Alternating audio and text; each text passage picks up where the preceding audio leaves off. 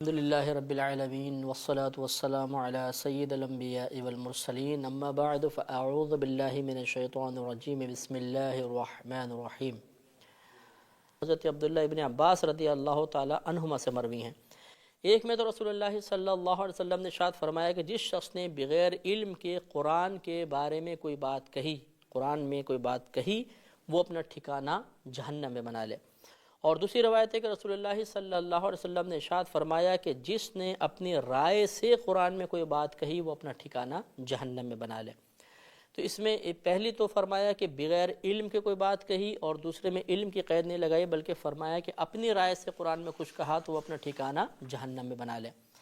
ترمذی کی شروحات کا اگر مطالعہ کیا جائے، دیگر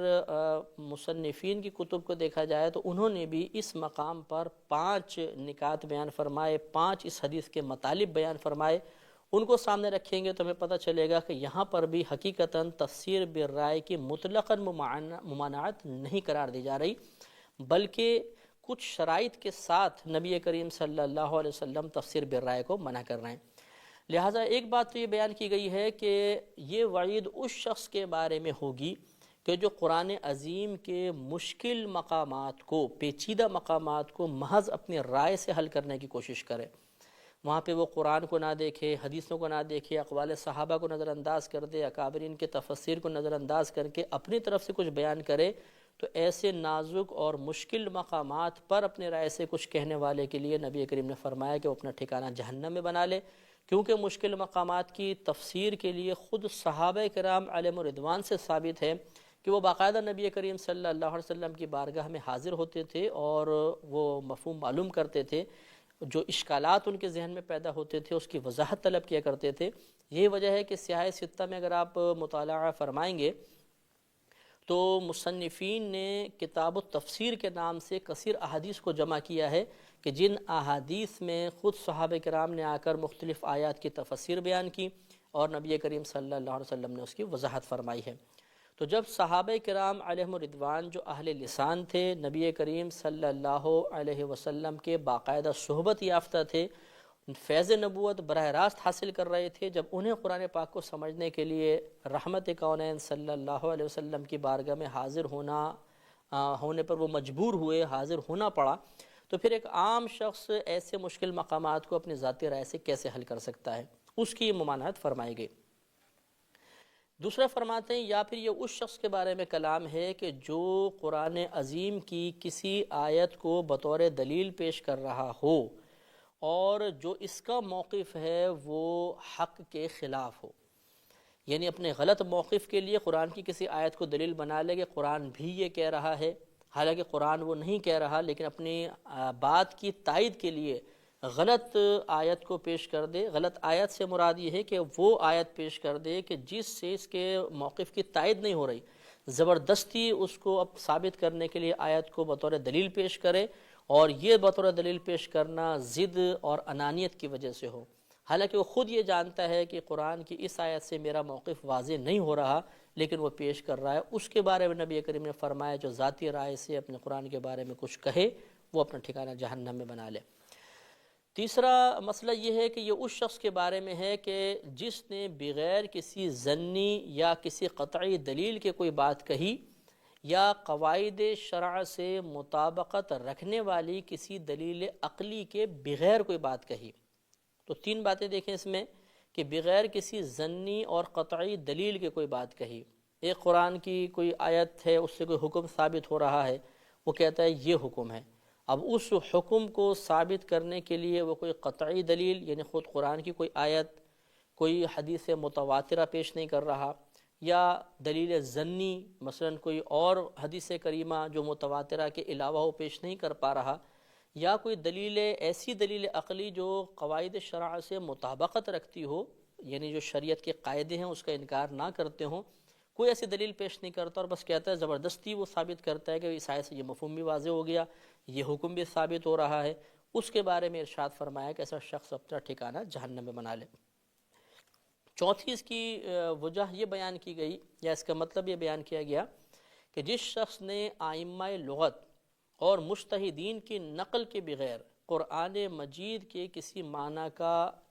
کوئی مطلب لفظ کا معنی متعین کیا یا کوئی شرعی حکم بیان کیا اس کے بارے میں یہ وعید ہے۔ تو لغت ہمیں بتاتی ہے، کیونکہ عربی لغت جب آپ پڑھیں گے تو معلوم ہوگا کہ اس لفظ کو کلام عرب میں کس کس معنی میں استعمال کیا جاتا ہے۔ اب کسی نے ائمہ لغت سے رہنمائی حاصل ہی نہیں کی، لغت کی کتابیں ہی نہیں پڑھیں، اور پھر وہ ایک معنی متعین کرنے کی کوشش کرے، اسی طریقے سے اس نے اصول فقہ کے قواعد نہیں پڑھے اور پھر وہ قرآن و حدیث میں غور و تفکر کر کے ان سے مسائل اخذ کرنے کی کوشش کرے، تو کبھی بھی درست مسئلے اخذ نہیں کر سکتا، کیونکہ باقاعدہ اس کے لیے قواعد شرعیہ متعین ہیں جن سے ذرہ برابر بھی کوئی ہٹے گا تو لازم گمراہی میں گرے گا اور وہ صحیح مسئلہ کبھی نکال ہی نہیں سکتا۔ اصول فقہ سے شغف رکھنے والے اچھی طرح جانتے ہیں، جو علماء اسلام ہیں وہ بات اچھی طرح جانتے ہیں کہ اصول فقہ کے بغیر قرآن کی کسی آیت سے مسائل کا استنباط کرنا، مسائل کو نکالنا، یہ تقریباً ناممکن ہے۔ ایسے شخص کے بارے میں نبی کریم صلی اللہ علیہ وسلم نے ارشاد فرمایا کہ جو اپنے رائے سے کچھ کہے وہ ٹھکانہ جہنم میں بنا لے۔ اور پانچواں اس کا مطلب یہ بیان فرمایا گیا کہ اس سے مراد وہ شخص ہے جو کسی آیت کا کچھ شان نزول بیان کر رہا ہو، یا یہ کہہ رہا ہو کہ یہ آیت ناسخ اور منسوخ ہے اور اس کے پاس کوئی دلیل نہ ہو، بغیر کسی دلیل شرعی کے، کوئی قرآنی دلیل یا حدیث کے ذریعے یا اقوال صحابہ کے ذریعے کوئی دلیل پیش کیے بغیر بس اپنی طرف سے کہتا ہے کہ یہ ناسخ ہے، یہ منسوخ ہے، یا یہ کہتا ہے کہ اس آیت کا شان نزول یہ ہے، فلاں فلاں وقت میں فلاں مقام پر فلاں شخص کے لیے نازل ہوئی، حالانکہ اس پر کوئی اس کے پاس دلیل موجود نہیں ہے، تو اس طرح اپنی رائے سے اگر وہ کچھ کہے گا تو اس وعید کے اندر داخل ہوگا۔ اس سے معلوم ہوا کہ اگر کوئی شخص لغت کا علم رکھتا ہو، ائمہ لغت سے رہنمائی لے، مجتہدین کے قول کے موافق، اور اس کے علاوہ دیگر علوم اس نے پڑھے ہوئے ہوں، اصول فقہ وغیرہ پڑھے ہوئے ہیں، اب وہ قرآن یا حدیث سے کوئی مسائل کا استنباط کرتا ہے اور اپنی رائے بھی اس میں شامل کر لیتا ہے، تو اس میں شرعاً کوئی حرج نہیں ہوتا۔ اس کے بعد تفسیر سے متعلقہ آخری بات یہ کہ قرآن عظیم کی تفسیر جب انسان کرنا چاہے تو کون کون سی چیزوں سے قرآن کی تفسیر ہو سکتی ہے۔ اس میں کم از کم 7 قسم کے مآخذ ہیں جن سے ہم قرآن کی تفسیر کر سکتے ہیں۔ پہلا تو خود قرآن ہے کہ قرآن کے بعض حصے دوسرے بعض حصوں کی وضاحت کرتے ہیں، بعض اوقات ایک آیت مجمل آتی ہے، آگے تفصیل سے اس کا حکم آ جاتا ہے، لہٰذا اگلی جو تفصیلی آیت ہے وہ پچھلی مجمل آیت یہ جس میں کم تفصیل بیان کی گئی ہے اس کی مفسر بن جاتی ہے، وضاحت کرنے والی بن جاتی ہے۔ دوسرا ہے احادیث کریمہ، لیکن اکابرین اسلام نے اس میں بیان فرمایا، علماء اسلام ارشاد فرماتے ہیں کہ جب احادیث سے قرآن کی تفسیر کی جائے تو موضوع اور ضعیف روایات کو ترک کرنا واجب ہے، یعنی صحیح حدیثیں تفسیر کے طور پہ پیش کریں، کیونکہ ہم نے قرآن کی مراد متعین کرنی ہے اور اس کے لیے کلام ایسے ہی چاہیے جس میں شک و شبہ کم سے کم ہو۔ تیسرا ہے صحابہ کرام کے اقوال کے ذریعے، صحابہ کرام کے اقوال اگر صحیح سند سے منقول ہو جائیں تو ان اقوال سے بھی قرآن پاک کی مراد متعین کی جاتی ہے۔ چوتھا ہے تابعین کے اقوال، کثیر تفاسیر آپ ایسی دیکھیں گے جس میں تابعین کے اقوال کو بھی باقاعدہ تفسیر کے لیے ذکر کیا گیا ہے، لہٰذا چوتھا ماخذ یہ ہوتا ہے۔ پانچواں لغت ہوتی ہے۔ امام مالک رحمۃ اللہ علیہ اس کی اہمیت بیان کرتے ہوئے ارشاد فرماتے ہیں کہ جس شخص کو لغت عرب کا علم نہ ہو اور پھر وہ قرآن کی تفسیر کرے تو میں اسے عبرتناک سزا دوں گا۔ چنانچہ امام مالک رحمۃ اللہ علیہ کے اس قول سے معلوم ہوا کہ لغت عرب کو جانے بغیر، اس سے رہنمائی حاصل کیے بغیر قرآن پاک کے کسی لفظ کا معنی متعین کرنا کبھی درست نہیں ہو سکتا ہے۔ پھر اس کے بعد یعنی علم لغت عرب حاصل کرنے کے بعد پھر ہم معنی متعین کریں تو گنجائش نکل سکتی ہے۔ چھٹا ہے قواعد شرعیہ، یعنی قرآن کی تفسیر کے لیے قواعد شرعیہ معلوم ہونے چاہیے کہ قرآن اور حدیث سے مسائل کس طرح نکلتے ہیں، کون سا حکم کس آیت سے نازل نکلے گا، کون سی آیت کس حکم کے بارے میں نازل ہوئی اور کس طریقے سے احکام کا استنباط ہوگا، کس آیت سے فرض ثابت ہوگا، کس سے واجب، کس سے سنت، کس سے فقط نفل۔ یہ علم جو قواعد شرعیہ کا یہ ضروری ہے،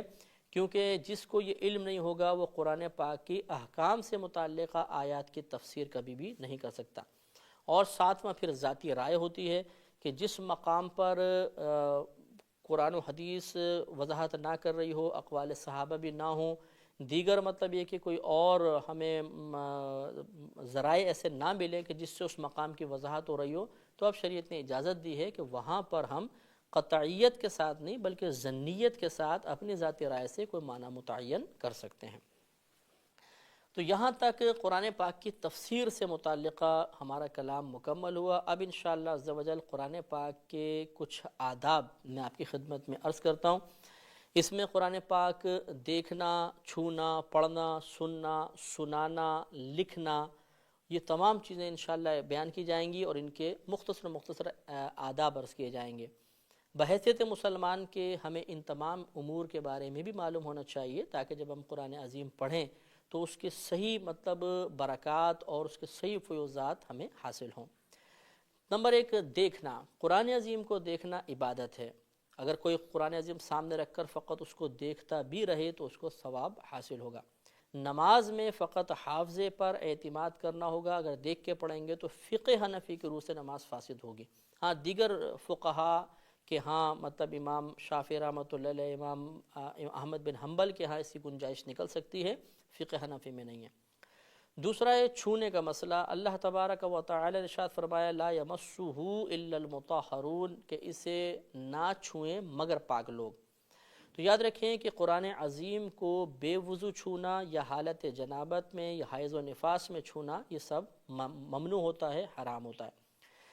قرآن عظیم اگر جزدان میں لپٹا ہوا نہیں ہے تو پھر اس کو بے وضو چھونا حرام ہے۔ اگر یہ جزدان میں لپٹا ہوا ہے تو پھر ہم اس کو بلا وضو بھی پکڑ سکتے ہیں، حالت جنابت پہ بھی پکڑ سکتے ہیں۔ لیکن یاد رکھیں کہ قرآن عظیم کو اگر اس حالت میں ہم چھونا چاہیں، مطلب بے وضو حالت میں یا جب ہم پر غسل وغیرہ واجب ہو اس حالت میں، تو کسی ایسی چیز سے نہیں پکڑ سکتے جو قرآن کا لباس باقاعدہ بن چکا ہو یا ہمارا لباس ہو۔ ایک تو دیکھیں ہوتا ہے قرآن کا جزدان، یہ آرام سے جدا ہو جاتا ہے، اور ایک ہوتا ہے قرآن پر کپڑے کی جلد چڑھا دی جاتی ہے جو اس کے ساتھ فکس ہو جاتی ہے۔ تو یہ قرآن کا گویا کہ لباس بن گیا۔ اب اگر ہم اس کو پکڑیں گے تو وہ قرآن کے ہی حکم میں ہوتا ہے۔ اسی طرح قرآن کا گتہ جو ہوتا ہے وہ چپکا ہوا ہوتا ہے، حالانکہ گتہ قرآن نہیں ہے، لیکن چونکہ قرآن کے ساتھ چپک چکا ہے، اس کا ایک حصہ بن چکا ہے، لہذا اس کو چھونا بھی قرآن کو چھونا کہلائے گا، اس کے اوپر سے بھی اس کو نہیں پکڑ سکتے۔ اسی طرح جو ہم نے لباس پہنا ہوا ہے اس کے ذریعے بھی قرآن کو پکڑنا منع ہوتا ہے، لہٰذا اپنے کرتے کے دامن سے پکڑ لیا یا کوئی بہن نے دوپٹہ اوڑا ہوا اس دوپٹے سے پکڑ لیا تو یہ ممنوع ہوگا۔ ہاں اگر کوئی لباس نہ ہو تو پھر ہم پکڑ سکتے ہیں، مثال کے طور پر رومال جیسا ہے، یہ ہمارا باقاعدہ لباس نہیں ہے، تو پاک رومال سے اگر ہم قرآن عظیم کو اس طرح پکڑ لیں تو اس کی گنجائش نکل سکتی ہے۔ بعض بہنیں معلمہ ہوتی ہیں تو ان کے لیے بڑی دقت ہو جاتی ہے کہ ان مخصوص ایام میں قرآن عظیم کو چھونے میں دقت ہوتی ہے، تو یہ کیا بعض اوقات سنا ہے کہ یہ مطلب دستانے پہن کر اور قرآن عظیم کو پکڑ لیتی ہیں۔ یاد رکھیے کہ دستانہ بھی چونکہ ایک ہمارا لباس بن جاتا ہے اور لباس پہنے ہوئے لباس سے قرآن عظیم کو چھونا ممنوع ہوتا ہے، لہٰذا اس طرح قرآن عظیم کو نہیں پکڑ سکتے۔ ایسی بہنیں اگر مطلب پکڑنا ہی چاہیں تو وہی رومال کا کوئی طریقہ اختیار کریں یا ایسا کوئی دوپٹہ استعمال کر لیں جس کو اوڑا ہوا نہ ہو، ویسے اس کو پکڑ کے اپنے ہاتھ پہ رکھیں اور پھر قرآن عظیم کو اس کے اوپر رکھ لیں تو اس کی گنجائش نکل سکتی ہے۔ بعض اوقات روڈ پر یہ آیات کے ٹکڑے وغیرہ پڑے ہوئے مل جاتے ہیں اور بے وضو حالت میں ہوتے ہیں، ایسی صورت میں اگر باوضو ہیں تو پھر تو فوراً اٹھا لینا چاہیے۔ اگر بے وضو ہیں یا حالت جنابت میں ہیں تو جیسے بھی بتایا کہ قرآن عظیم کو چھونا منع ہے، لہذا بہتر یہ ہے کہ کسی رومال سے اس آیت کو اٹھا کر اور اونچے مقام پہ رکھ دیا جائے، ویسے نہ چھوڑا جائے۔ ہاں اگر مطلب یہ کہ ہمیں کوئی آیت وغیرہ نظر نہیں آ رہی، ویسے اردو وغیرہ لکھی ہوئی ہے تو پھر گنجائش نکل سکتی ہے، کیونکہ اگر ہم ہر کاغذ کو اٹھانا شروع کریں گے تو بہت شدید مطلب مشقت میں مبتلا ہو جائیں گے۔ اس لیے اگر باقاعدہ کوئی آیت نظر آئے تو بہرحال اس کو اٹھانا چاہیے اور اس کو اٹھانے میں احتیاطی کرنی چاہیے۔ یہ مسئلہ بھی یاد رکھیں کہ قرآن عظیم کا جیسے خود قرآن کی عربی عبارت کو چھونا منع ہوتا ہے، ایسے ہی اس کے ترجمے کو چھونا بھی فقہائے اسلام نے منع قرار دیا ہے، چاہے وہ کسی بھی زبان میں ہو، انگلش ہے، اردو ہے، فارسی میں ہے۔ لہذا اخبارات میں خاص طور پہ آپ ملاحظہ فرمائیے گا کہ یہ فرمان الہی کے نام سے یا آیات کے تراجم آتے ہیں اور یہ ایسے مقام پہ ہوتے ہیں اکثر کہ وہاں پر اگر اخبار پکڑا جائے تو ہاتھ اس ترجمے پر بلا وضو لگ سکتا ہے، تو بہت احتیاط کرنی چاہیے کہ گھر میں بھی آئے یا آپ نائی کی دکان پہ جائیں یا ہوٹل وغیرہ میں آپ بیٹھے ہوں تو وہاں پہ اگر آپ قرآن یہ پڑھنا چاہیں اخبار تو اس مقام پر ہاتھ نہ لگے۔ اگر کوئی آپ اردو کی کتاب وغیرہ پڑھ رہے ہیں اور اس میں کوئی آیات بیچ میں لکھی ہوئی ہیں تو اس کا حکم یہ ہوتا ہے کہ آپ اس کتاب کو چھو سکتے ہیں، لیکن خاص وہ مقام جس پر وہ آیت لکھی ہے اس مقام پہ ہاتھ نہ لگنے پائے، تو اس کا پھر چھونا جائز ہوتا ہے۔ تیسرا ہوتا ہے قرآن کا پڑھنا۔ یاد رکھیے کہ قرآن عظیم کو انسان بے وضو حالت میں پڑھ سکتا ہے، اگر بغیر چھوئے جیسے قرآن سامنے رکھا ہے زبان سے پڑھ لے بے وضو آدمی تو اس میں حرج نہیں ہے، یا قرآن سامنے نہ ہو ویسے حافظے میں جو باتیں ہیں یا عبارات ہیں اس کو زبان سے پڑھے تو یہ جائز ہوتا ہے۔ ہاں اگر حالت جنابت میں ہیں تو حالت جنابت میں قرآن عظیم کو قرآن کی نیت سے پڑھنا گناہ ہوتا ہے، نہیں پڑھ سکتے ہیں۔ ہاں یہ یاد رکھیے کہ اگر کوئی بہن حیض و نفاس میں ہے یا کوئی حالت جنابت میں ہے مرد یا عورت، اور وہ قرآن عظیم کو قرآن کی نیت سے نہیں پڑھتے ہیں بلکہ دعا کی نیت سے، ثنا کی نیت سے، اللہ تبارک و تعالیٰ کی حمد کی نیت سے، تبرک کی نیت سے، برکت کے حصول کی نیت سے پڑھیں تو گنجائش نکل سکتی ہے۔ جیسے مثال کے طور پہ ربنا آتنا فی الدنیا حسنۃ وفی الآخرۃ حسنۃ وقنا عذاب النار یہ آیت ہے، اس کو اکثر ہم اپنی دعاؤں میں پڑھتے ہیں۔ تو اگر کوئی حالت جنابت میں ہے اور وہ اس کو بطور دعا پڑھتا ہے تو اس میں شرعاً کوئی حرج نہیں ہے، لیکن ان لوگوں کے لیے بھی حکم یہ ہوتا ہے کہ یہ کلی کرنے کے بعد اس کو پڑھیں، اور ان کے لیے بھی افضل اور اولیٰ یہی ہے کہ اس حالت میں بطور دعا بھی نہ پڑھیں، افضل اور اولیٰ یہی ہے، لیکن اگر پڑھیں تو گنجائش نکل سکتی ہے۔ تو قرآن عظیم کو قرآن کی نیت سے اس حالت میں پڑھنا منع ہے۔ اب جو مطلب خواتین ہوتی ہیں یا بچیاں جو قرآن وغیرہ پڑھنے جاتی ہیں اور وہ مطلب بعض اوقات ان ایام میں ہوتی ہیں، ان کے لیے شرعی طور پہ حکم یہ ہے کہ وہ ان دنوں میں یا تو چھٹی کریں، اور یا پھر اگر وہ جانا چاہتی ہیں سبق کا حرج محسوس ہوتا ہے تو قرآن عظیم کو ہجوں کے ساتھ پڑھیں یا ٹکڑے ٹکڑے کر کے پڑھیں، لفظ لفظ کر کے پڑھیں، جیسے الحمد پھر وقف کر لیں للہ رب العالمین، اس طرح آپ لفظ لفظ توڑ کے پڑھیں گے تو اس کی گنجائش نکل سکتی ہے۔ لیکن چھونے کا وہی مسئلہ ہے جو میں نے آپ کی خدمت میں پہلے عرض کیا، اس میں تھوڑی سی ہمیں احتیاط کرنی چاہیے۔ اس کے بعد سننے کا مسئلہ ہوتا ہے، جب قرآن پڑھا جائے تو اس کو خاموشی سے سننے کا حکم ہے۔ یہ بہت بڑی مطلب بے ادبی ہوگی کہ اگر قرآن عظیم کسی مقام پہ پڑھا جا رہا ہو اور ہم اس کی طرف سے بے توجہ ہو کر اپنے دنیاوی کاموں میں لگے رہیں۔ لہٰذا کبھی بعض اوقات ہوتا ہے کہ ٹی وی کے اوپر قرآن کی کوئی تلاوت ہو رہی ہوتی ہے اور ہم آواز کھولے ہوئے ہوتے ہیں اور اپنے کاموں میں لگے ہوتے ہیں، تو اگر اس طرح قرآن پڑھا جائے تو خاموشی سے سننا واجب ہوتا ہے۔ اگر بالفرض کوئی کام ایسا ہے کہ انسان نہیں سن سکتا تو پھر آواز کو بند کر دینا چاہیے، آواز آ رہی ہو تو پھر سننا چاہیے۔ یہ یاد رکھیں کہ اسی طرح سنانے کا مسئلہ ہوتا ہے کہ اگر کسی مقام پر کوئی قاری پڑھ رہے ہیں، کوئی قرآن عظیم کی تلاوت کرنا چاہتا ہے اور بلند آواز سے کرنا چاہتا ہے تو ضروری ہے کہ وہاں کے سب لوگ اس کو سنیں۔ اب یہاں مسئلہ یہ ہوتا ہے کہ اگر پڑھنے والے نے پہلے پڑھا، کچھ لوگ بعد میں آئے، تو ان پر لازم ہے کہ اس کو بیٹھ کر غور سے سنیں، وہ اپنے کاموں میں مشغول نہ ہوں۔ اور اگر کچھ لوگ اپنے کاموں میں مشغول ہیں پھر کوئی شخص آ کر وہاں قرآن پڑھتا ہے اور وہ پھر اس کی طرف متوجہ نہیں ہوتے ہیں تو یہ مناسب بات نہیں ہوتی ہے۔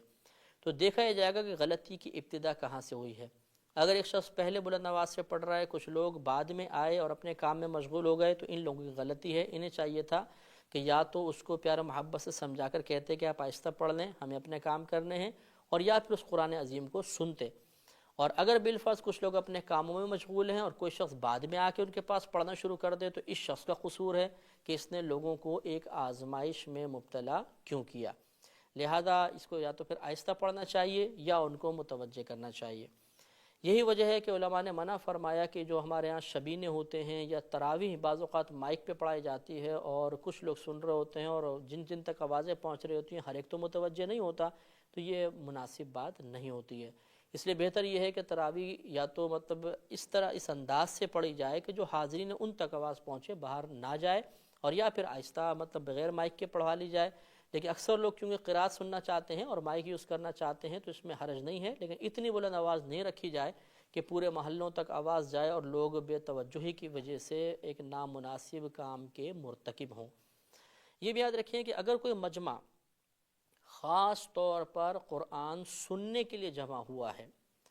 کہیں تلاوت ہو رہی ہے اور سب لوگ سننے کے لیے جمع ہوئے، اس وقت تو ہر شخص کے اوپر لازم ہے کہ وہ قرآن کو غور سے سنے گا۔ اور اگر کوئی مقام ایسا ہے کہ جہاں پر وہ مجمع قرآن سننے کے لیے جمع نہیں ہوا تو ایک دو آدمیوں کو غور سے سن لینا کافی ہے، باقی لوگ بری ذمہ ہو سکتے ہیں۔ افضل اور اولیٰ تو سب کے لیے یہ تھا کہ توجہ سے سنتے، لیکن ایسی حالت میں اگر کچھ لوگ توجہ نہیں بھی کریں جبکہ بعض متوجہ ہیں تو گنجائش نکل سکتی ہے۔ اس کے بعد قرآن لکھنے کا مسئلہ ہے۔ یاد رکھیں کہ بے وضو حالت میں یا حالت جنابت میں قرآن عظیم کو لکھنا یہ فقہا نے فرمایا کہ مناسب نہیں ہے، کیونکہ جب لکھیں گے تو ہو سکتا ہے ہاتھ اس آیت کے بعض حصے پر لگے گا، تو احتیاط کرنی چاہیے۔ ہاں اگر آپ کمپوزنگ کر رہے ہیں تو اس میں چونکہ انگلیاں ٹچ نہیں ہوتی ہیں آیت سے تو اس کی گنجائش نکل سکتی ہے۔ آخر میں ایک مسئلہ یہ ہے کہ بعض اوقات مصحف بوسیدہ ہو جاتا ہے تو بعض لوگ پوچھتے ہیں کہ ہم قرآن عظیم کو جلا دیں، تو یہ مناسب بات نہیں ہوتی ہے۔ اس میں قرآن عظیم کو دفنانے کا حکم ہے کہ کسی پاک مقام پر جس طرح قبر باقاعدہ بنائی جاتی ہے ایسے قرآن کو دفنا دیا جائے، یا سمندر وغیرہ میں ان اوراق کو ٹھنڈا کروا دیا جائے، جلائے نہیں، یہ مناسب نہیں ہوتا۔ اور آخری مسئلہ عرض کر کے ہم اپنے اس پروگرام کو ختم کرتے ہیں کہ بعض اوقات قرآن ہاتھ سے گر جاتا ہے تو بعض لوگ سمجھتے ہیں کہ اس پر کفارہ لازم ہو جاتا ہے اور وہ اس قرآن کے وزن کے برابر آٹا خیرات کر دیتے ہیں، تو اس کا کوئی شرعی مسئلہ نہیں ہے۔ اگر خدا نخواستہ غلطی سے قرآن گر جائے تو یہ غفلت کی وجہ سے اللہ کی بارگاہ میں توبہ کر لیں، یہ کافی ہے، اس پہ کفارہ وغیرہ کچھ بھی لازم نہیں ہوتا ہے۔ اللہ تبارک و تعالیٰ کے فضل و کرم سے قرآن پاک سے متعلقہ ضروری مسائل آپ کی خدمت میں آج پایہ تکمیل تک پہنچے۔ انشاءاللہ عز و جل زندگی رہی تو اگلے پروگرام میں قرآن پاک کی تفسیر کے ساتھ آپ کی خدمت میں حاضری کا شرف حاصل ہوگا۔ اس وقت تک کے لیے اجازت مرحمت فرمائیں۔ وآخر دعوانا ان الحمدللہ رب العالمین۔